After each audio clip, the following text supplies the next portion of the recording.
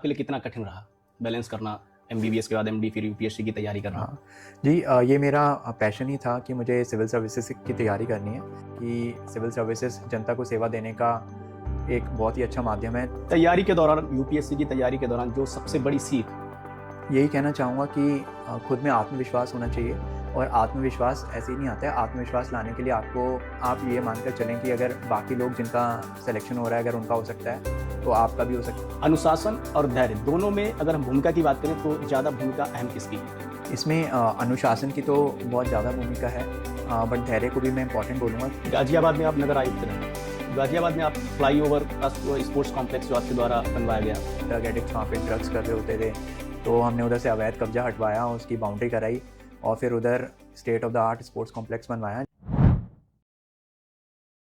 नमस्कार साथियों, टीआरपी का ये संवाद आज बहुत महत्वपूर्ण रहने वाला है। आज हमारे साथ IAS doctor Nitin Gaur sir, vice chairman Hapur Pilkhuwa development authority sir से हम जो भी यूपीएससी एस्पिरेंट तैयारी यूपीएससी की कर रहे हैं उनसे रिलेटेड बहुत इंपॉर्टेंट क्वेश्चंस करेंगे। सर की जर्नी के बारे में बात करेंगे, जो भी यूपीएससी की सर की जर्नी रही है। सर से पहला जो हमारा सवाल रहने वाला है कि आपका जो शुरुआती दौर रहा तैयारी के दौरान, उस बीच में एक ऐसा संघर्ष जिसने आपको भीतर से सबसे ज़्यादा मजबूत बनाया हो, सबसे ज़्यादा स्ट्रांग आपको किया हो, एक ऐसा संघर्ष आपके जीवन का शुरुआती दौर का? धन्यवाद आलोक कि आपने मुझे अवसर दिया अपने इस पॉडकास्ट में। तो जहाँ तक आपका प्रश्न है कि कोई ऐसा संघर्ष जिसने मेरे जीवन में कुछ योगदान दिया हो, तो मैं बताना चाहूँगा कि मैं दिल्ली में पैदा हुआ, दिल्ली में ही मेरी स्कूलिंग हुई, और मेरे पेरेंट्स दोनों गवर्नमेंट सर्विस में थे, और वो काफ़ी ध्यान रखते थे कि उनका बच्चा यानी कि मैं ठीक से पढ़ाई कर रहा हूँ या नहीं।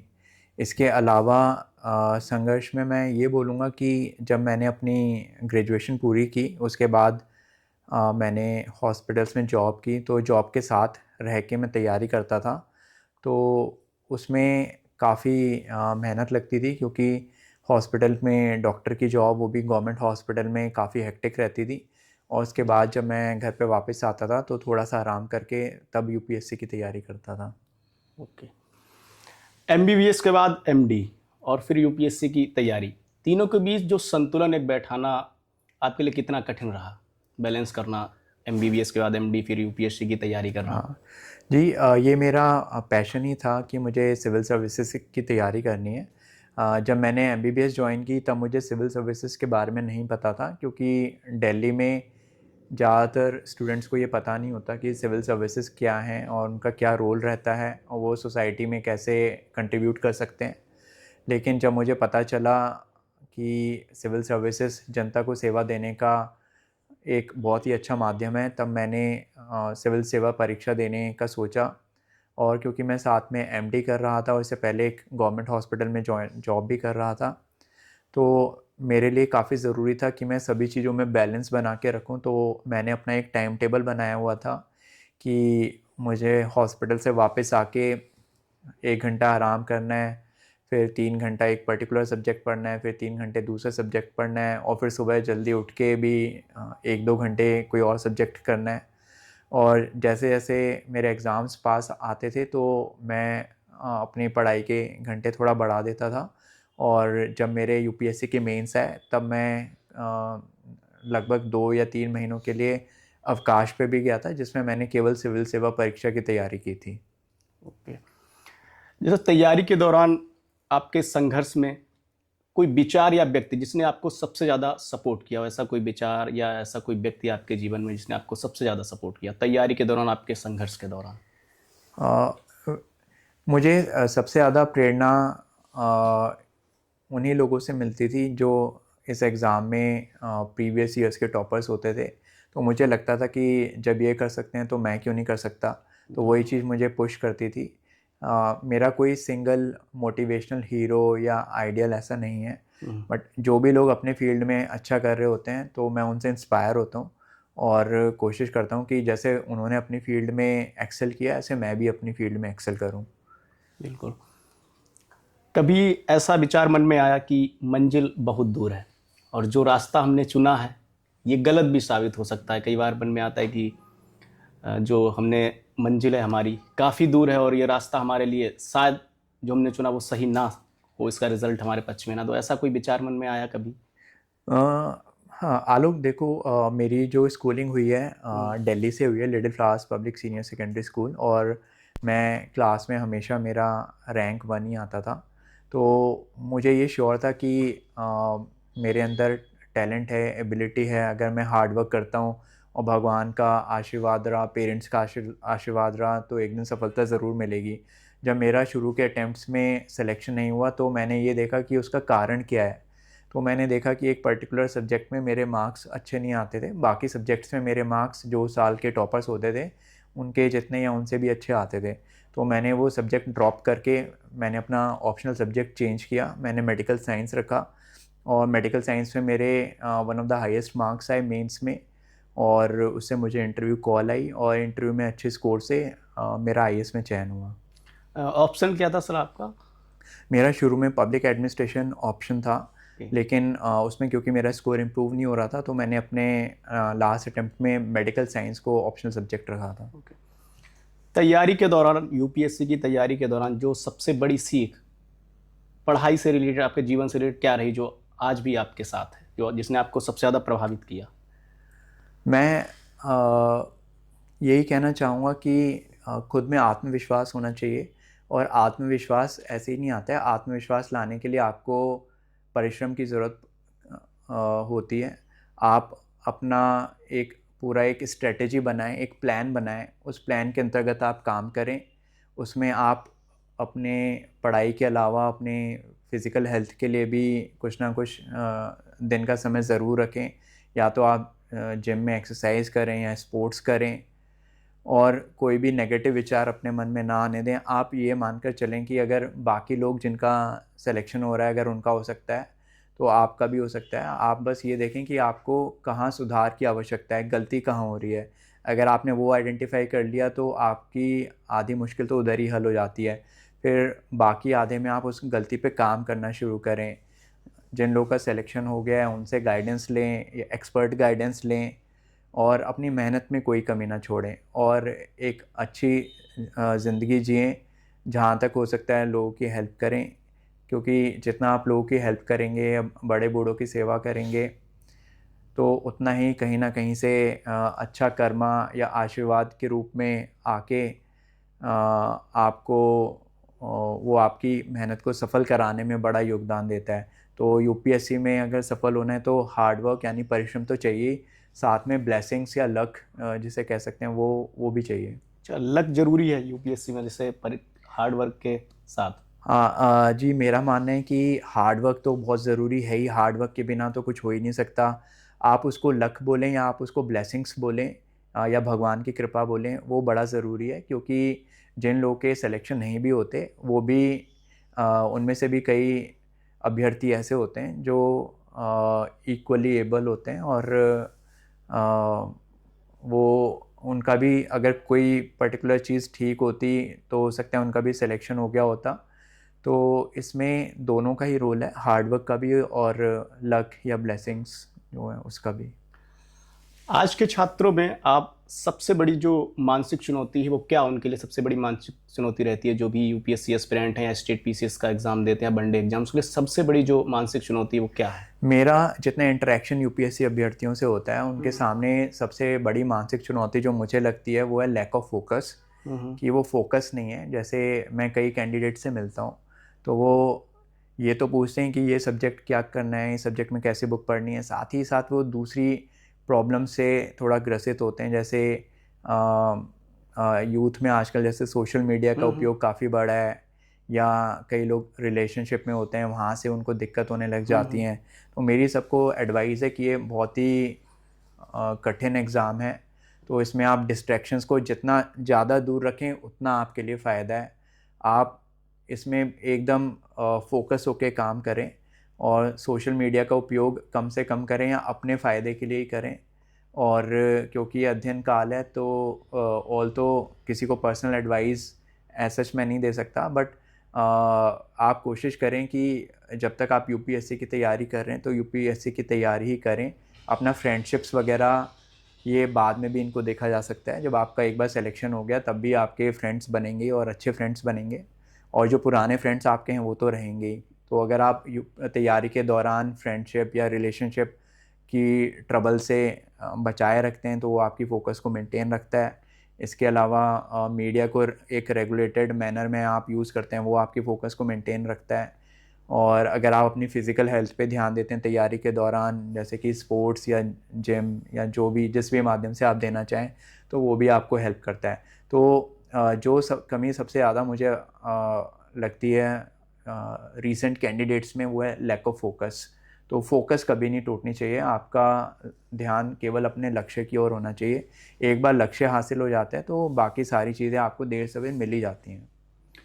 यूपीएससी की यात्रा के दौरान, यूपीएससी की जर्नी के दौरान जो भी एस्पिरेंट तैयारी कर रहे हैं, अनुशासन और धैर्य दोनों में अगर हम भूमिका की बात करें तो ज़्यादा भूमिका अहम किसकी है?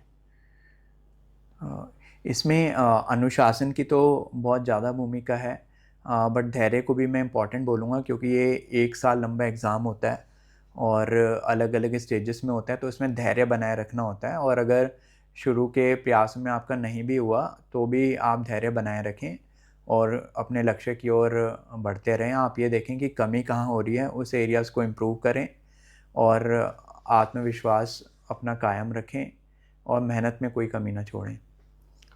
बरसों से जो यूपीएससी की तैयारी कर रहे हैं एस्पिरेंट, उनको आगे बढ़ने की दृष्टि से आप किस प्रकार सलाह देना चाहेंगे जो कई सालों से 3 साल, 4 साल, 5 साल से तैयारी कर रहे हैं? मैं उनको यही एडवाइस देना चाहूँगा कि खाली यूपीएससी की तैयारी ना करें, अपनी ऑप्शंस ओपन रखें। There is always plan A, plan B, plan C. अगर आपका प्लान ए यूपीएससी है तो प्लान बी में आप कुछ ऑल्टरनेटिव करियर ऑप्शंस भी रखें, जैसे कि और कोई जॉब या बिज़नेस या अपने कोई प्रोफेशनल क्वालिफ़िकेशन, ताकि अगर आपका यूपीएससी में नहीं होता तो आप अपने प्लान बी को स्टिक कर लें, या प्लान बी नहीं एग्जीक्यूट हो पाता तो प्लान सी को। केवल यूपीएससी को परस्यू करना ठीक नहीं है। मैं जैसे अपना बताना चाहूँगा, मैं जब मैं यूपीएससी के एग्ज़ाम्स देता था तो मैं साथ में एमडी भी कर रहा था और गवर्नमेंट हॉस्पिटल और प्राइवेट हॉस्पिटल में मैंने जॉब भी की है। तो मैं अर्निंग भी करता था और अर्निंग के साथ मैं काम करता था, तो it was like learning with earning. तो अगर आपकी अर्निंग्स होती हैं तो आप अपने माता पिता पे फिनेंशियली डिपेंडेंट नहीं रहते। आप अपने हिसाब से अपनी कोचिंग चूज़ कर सकते हो, अपने हिसाब से आप ये चूज़ कर सकते हो कि आपको किस जगह रह के तैयारी करनी है, आपको दिल्ली में रहना है या अपने होम टाउन में रहना है। और आप जब वर्क प्लेस पे जाते हो तो आप नई नई चीज़ें देखते हो, दुनिया से आपका इंटरेक्शन हमेशा रहता है, तो वो आपको शार्प रखता है और आपको कॉन्फिडेंट रखता है। आपने प्लान बी की बात की, तैयारी के दौरान प्लान बी अब ज़रूरी है कि होना चाहिए? जी हाँ, प्लान बी निश्चित तौर से होना चाहिए, क्योंकि यूपीएससी बहुत ही अनप्रिडिक्टेबल एग्ज़ाम है। जैसे मैंने बोला, इसमें कई अभ्यर्थी ऐसे होते हैं जिन्होंने सफल हुए अभ्यर्थियों से ज़्यादा मेहनत की होती है, तो इसलिए प्लान बी और प्लान सी भी होना बहुत आवश्यक है। आईएएस बनने के बाद ज़मीनी प्रशासन पर पहली पोस्टिंग जब आपकी हुई तो क्या नया बहुत कुछ सीखने को आपको मिला? पहली पोस्टिंग में मुझे ये सीखने को मिला कि जो रूल बुक में लिखे हुए रूल्स हैं वो तो एक अलग चीज़ है ही, बट प्रैक्टिकल रियलिटी एक अलग चीज़ है। कैसे आपको सिचुएशन हैंडल करनी है वो एक आर्ट है। तो जो एकेडमी में सिखाया जाता है या किताबों से सीखने को मिलता है वो रूल्स हैं, उसकी एप्लीकेशन कैसे होगी वो ग्राउंड में सीखने को मिलता है। मैं जैसे आपको एग्जांपल देता हूँ, मेरी पहली पोस्टिंग में मुजफ्फरनगर और गोंडा में जैसे कहीं धरना होता था तो मैं अपने डीएम साहब को बोलता था कि इधर धारा 144 लागू है, अगर ये लोग नहीं हट रहे तो क्या हम थोड़ा सा लाठीचार्ज करा सकते हैं। तो वो कहते थे कि नहीं, इनको प्यार से ही मनाओ, लाठीचार्ज कराना ही नहीं है। आप जब तक इसी में आपकी परीक्षा है कि आप इन्हें प्यार से समझा बुझा के इस धरने को ख़त्म करा सकते हैं या नहीं। तो बुक में तो लिखा हुआ है कि अगर धारा 144 है तो आप प्यूनिटिव एक्शन ले सकते हैं, बट जो ग्राउंड रियलिटी है, जो प्रशासन की कला है, एडमिनिस्ट्रेटिव आर्ट जिसे बोलते हैं, वो ये है कि आप कैसे सिचुएशन को डिफ्यूज़ करोगे बिना कोई शोर शराबा किए हुए और बिना बल का उपयोग किए हुए। आप कैसे लोगों को एश्योरेंस दिला सकते हो अपनी कार्यशैली में और सरकार की मंशाओं में, ताकि वो सरकार की और प्रशासन की बात मान के अपनी जो विधि संगत मांगे नहीं हैं उनको छोड़ें। मथुरा में आप सीडीओ की पोस्ट पर रहे, तो ऐसा आपके द्वारा किया गया कौन सा महत्वपूर्ण काम, इम्पोर्टेंट, जो सबसे ज़्यादा आपको आत्मसंतोष जिसने आपको दिया हो? मथुरा उत्तर प्रदेश का वह ज़िला है जो राजस्थान से जिसका बॉर्डर लगता है, और मथुरा में एनुअल रेनफॉल उत्तर प्रदेश की एवरेज रेनफॉल से कम होता है, तो वहाँ पे ग्राउंड वाटर की समस्या थी। तो मैंने अपने सीडीओ के कार्यकाल में वहाँ पे लगभग 1000 तालाब खुदवाए, जिसके लिए जल शक्ति मंत्रालय से मथुरा को पुरस्कार भी मिला था। तो वो काम काफ़ी संतोष देता है। इसके अलावा हमने विद्यालयों के जीर्णोद्धार पे काम कराया, वो संतोष देता है।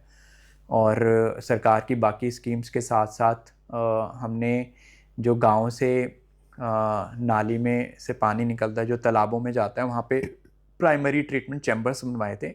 प्राइमरी ट्रीटमेंट चैम्बर्स नाले में जाने वाले पानी को कम दूषित करके उसे आगे छोड़ता है। तो इस तरह के काम जब याद आते हैं तो काफ़ी संतोष का अनुभव होता है।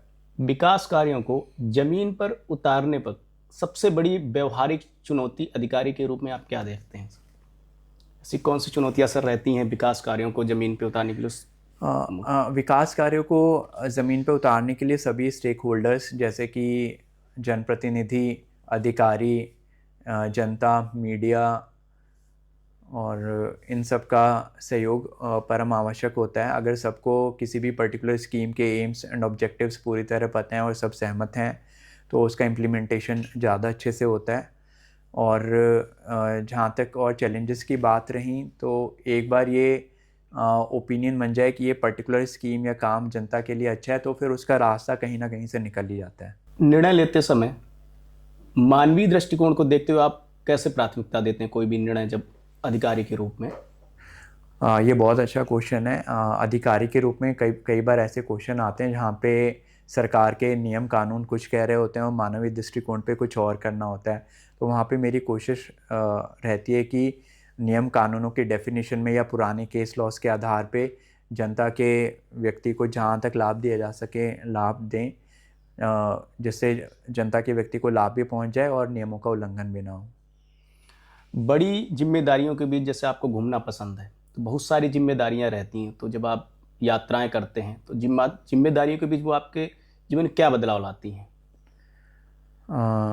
अभी तो ज़्यादातर यात्राएं वर्क रिलेटेड ही होती हैं, और लेकिन जब भी आप चाहे आप डिस्ट्रिक्ट में हो या किसी वर्क रिलेटेड मीटिंग में गए हो, तो आजकल टेक्नोलॉजी के माध्यम से हर कोई कनेक्टेड ही रहता है। व्हाट्सएप से और फ़ोन से सूचनाओं का तुरंत आदान प्रदान होता है।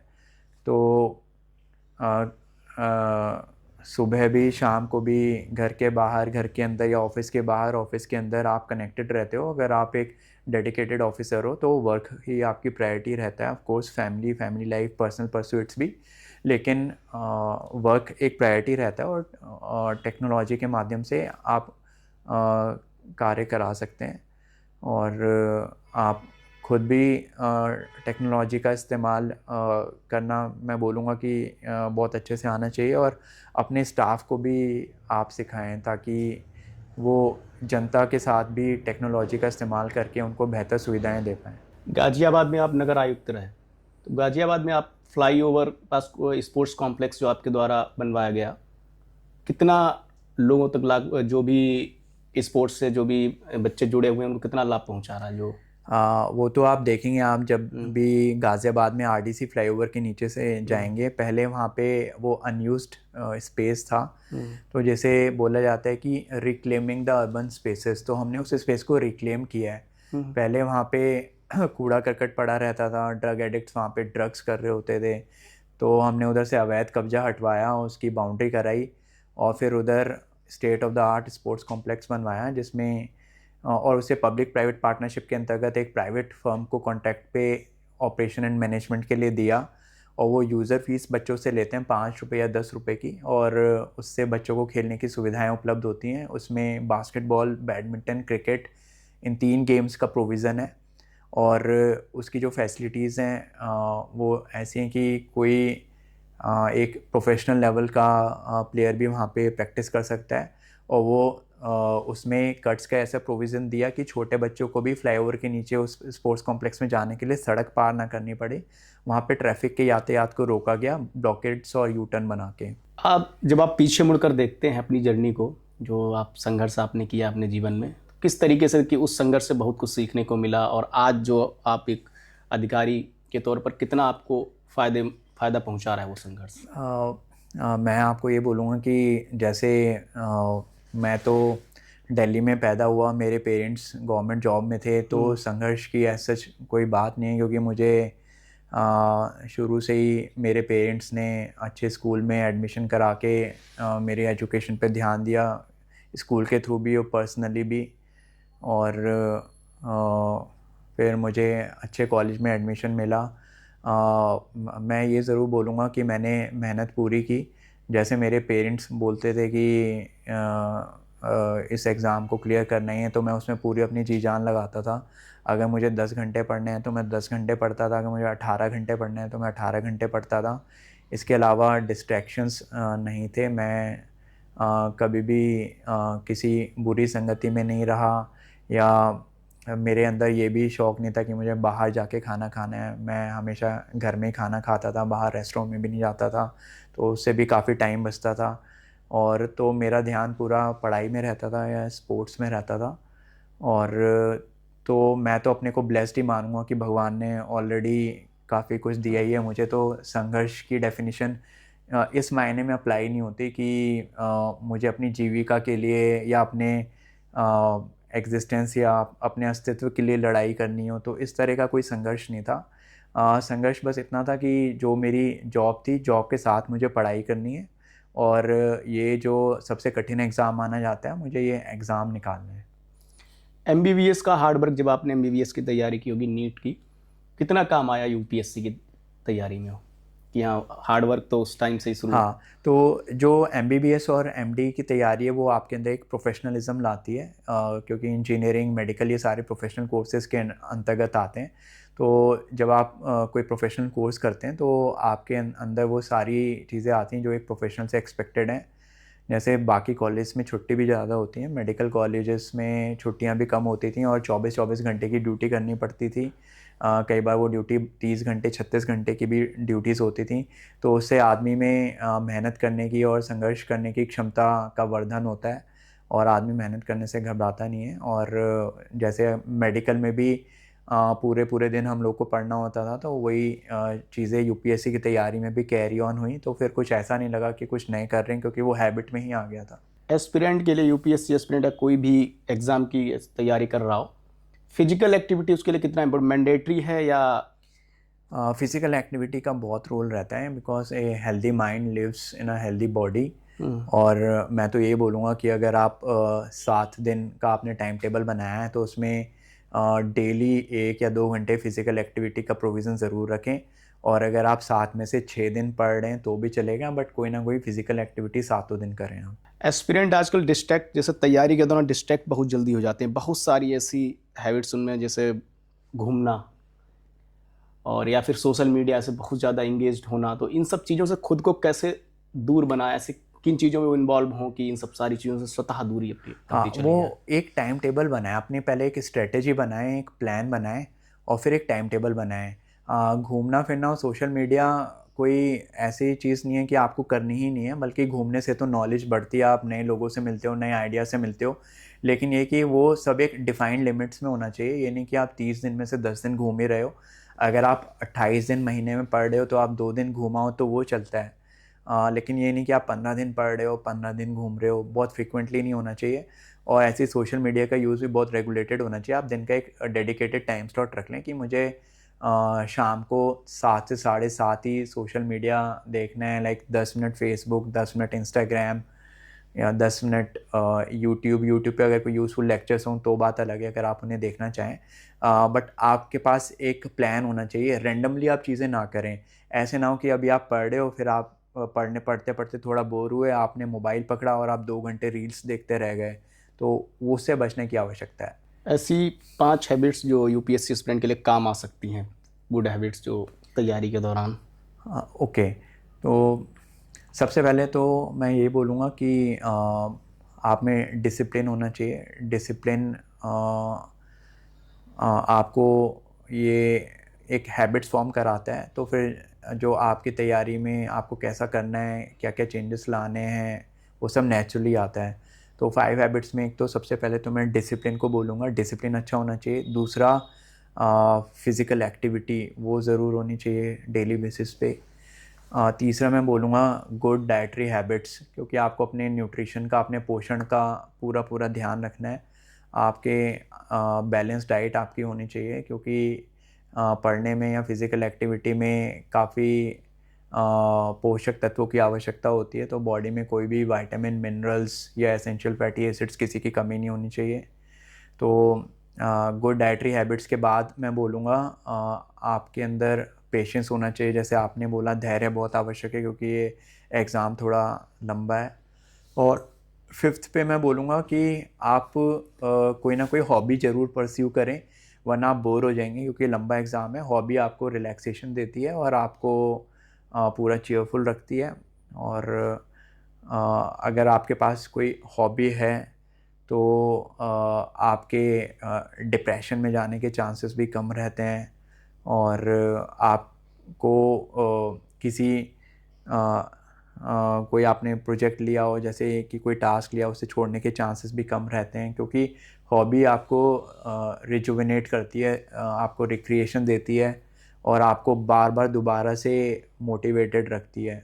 तो ये चीज़ें मेरे ख्याल से होनी चाहिए। एक अच्छे डॉक्टर और एक अच्छे आईएएस में कुछ ऐसे समान गुण होते हैं, जैसे कुछ ऐसी क्वालिटीज जो कॉमन हो? हाँ जी हाँ, दोनों को एक तो धैर्य, दोनों में मैंने देखा है कि धैर्य काफ़ी होता है। डॉक्टर में और एक प्रशासनिक अधिकारी में धैर्य होना चाहिए। इसके अलावा प्रोफेशनलिज्म होना चाहिए, जो आपको हार्ड वर्क करने की एबिलिटी देता है। इसके अलावा डॉक्टर और एक आईएएस प्रोफेशनल में कंपैशन की भावना होनी चाहिए। कंपैशन, सिंपैथी, एम्पैथी, यानी कि दूसरों की संवेदना के प्रति संवेदनशील होना, दूसरे लोगों की हेल्प करना, जो नीडी हैं, जिनको आपकी हेल्प की ज़रूरत है, उन्हें हेल्प करना। तो ये दोनों ही प्रोफेशंस में काफ़ी देखी गई है। क्या केवल पद पाने की इच्छा से प्रशासनिक सेवा में आना सही निर्णय है? एक बार आप प्रशासनिक सेवा में आएँ तो फिर आपको पद तो अपने आप ही मिल जाते हैं। तो इस क्वेश्चन में बस इतना ही कहना चाहूँगा कि जैसे आप सर्विस में एंटर करते हैं, फिर आपके टाइमली प्रमोशंस होते हैं और आपके मेरिट के आधार पे आपको पद दिए जाते हैं। तो इसमें अगर आप अच्छा काम करते रहेंगे तो आपको पद अपने आप मिलते रहेंगे। ओके। कई बार क्या होता है, यूपीएससी एस्पिरेंट तैयारी करता है, फर्स्ट अटेम्प्ट में सफलता नहीं मिलती, सेकंड, थर्ड, फोर्थ, इस तरीके से फिर वो धीरे धीरे कई बार क्या तो डिमोटिवेट हो जाते हैं। खुद को कैसे उस दौरान मोटिवेट रखें कि नहीं, अभी हमारे तो पास, हमको करना चाहिए तैयारी? हाँ, उसके लिए मैंने बोला आपके पास प्लान बी और प्लान सी होना चाहिए। एक तो आप कोशिश करें कि पूरा टाइम यूपीएससी ना करें, साथ में कोई स्किल भी सीखते रहें या कोई लाइट सी जॉब भी करते रहें, और अपनी हॉबी को परस्यू करें ताकि आप बोर ना हो और अपने लक्ष्य पे फोकस रखें। कुछ एस्पिरेंट सिर्फ तैयारी करते हैं, फैमिली सपोर्ट होता है, कई सारी चीज़ें रहती हैं। कुछ जो मतलब फैमिली सपोर्ट नहीं होता है तो जॉब के साथ प्रिपरेशन करते हैं। तो जो जॉब के साथ प्रिपरेशन करते हैं वो कैसे अपना टाइम टेबल मैनेज करें, चीज़ों को साथ साथ लेकर बैलेंस कर जो पाएँ? जॉब के साथ तैयार करते हैं वो पहले तो अपनी जॉब थोड़ा ध्यान से चुनें। वो ऐसी जॉब ना चुनें जिसमें उन्हें दिन के 12 घंटे काम करना हो। वो ऐसी जॉब चुनें जिसमें 5 या 6 घंटे काम करने से भी उन्हें एक मासिक आय हो जाए, या फिर वो वर्क फ्रॉम होम उन्हें अलाउड हो। तो अपना जॉब करें, उसके बाद घर आके थोड़ा आराम करें, फिर एक निश्चित टाइम टेबल के अनुसार अपनी तैयारी करें। और जब एग्ज़ाम पास आ जाएँ तो 1 या 2 या 3 महीने की आप छुट्टी ले लें, बेशक वो लीव विदाउट पे हो।